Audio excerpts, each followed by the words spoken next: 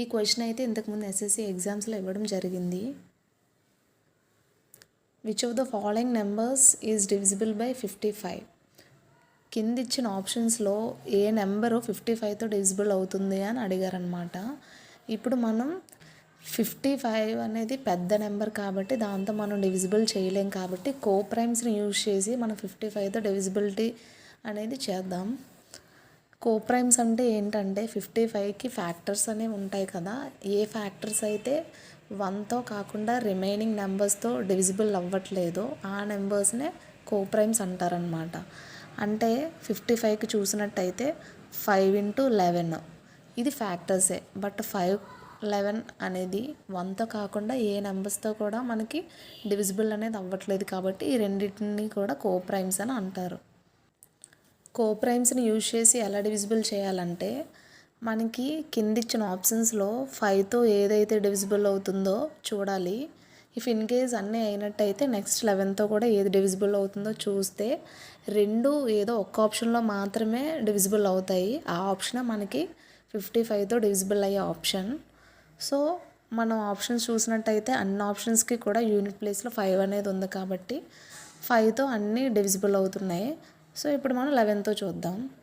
11 యొక్క divisibility rule ఏంటంటే ఇచ్చిన నెంబర్లో ఆడ్ ప్లేసెస్లో ఉన్న డిజిట్స్ అన్నీ సమ్ చేసి ఈవెన్ ప్లేసెస్లో ఉన్న డిజిట్స్ అన్నీ సమ్ చేస్తే ఆ రెండిట్ల యొక్క డిఫరెన్స్ అనేది మనకి 0 కానీ 11 కానీ రావాలి. అలా వచ్చినట్టయితేనే మనకి అది 11తో డివిజిబుల్ అయినట్టు. సో ఇప్పుడు ఇచ్చిన ఆప్షన్స్లో 11తో ఏ నెంబర్ అనేది డివిజిబుల్ అవుతుందో చూద్దాం. ఫస్ట్ ఆప్షన్లో ఆడ్ ప్లేస్లో ఉన్న డిజిట్స్ అన్నీ సమ్ చేసినట్టయితే మనకి 1 + 5 + 2 అంటే 8 వస్తుంది. అలాగే ఈవెన్ ప్లేసెస్లో ఉన్నవి సమ్ చేసినట్టయితే మనకి 8 + 6 + 5 అంటే 19 వస్తుంది. ఈ రెండిట్ల యొక్క డిఫరెన్స్ అనేది మనకి 11 అవుతుంది కదా. సో 11 అనేది మనకి రిజల్ట్ వచ్చింది కాబట్టి ఇది 11తో డివిజిబుల్ అయినట్టే. సో ఆప్షన్ 1 అనేది మనకు కరెక్ట్ అవుతుంది. ఒకసారి రిమైనింగ్ ఆప్షన్స్ కూడా వస్తున్నాయో లేదో చెక్ చేద్దాం. సెకండ్ ఆప్షన్ చూసినట్టయితే మనకి ఆడ్ ప్లేసెస్లో 1 + 4 + 8 అంటే మనకి 13 వస్తుంది ఆడ్ ప్లేస్లో ఉన్నది. అండ్ ఈవెన్ ప్లేస్లో ఉన్నదైతే 6 + 4 + 5 అంటే మనకి 15 వస్తుంది. ఈ రెండిట్ల యొక్క డిఫరెన్స్ అనేది 2 వచ్చింది. సో మనకి 0 కానీ 11 కానీ రాలేదు కాబట్టి ఈ ఆప్షన్ అనేది రాంగ్ అవుతుంది.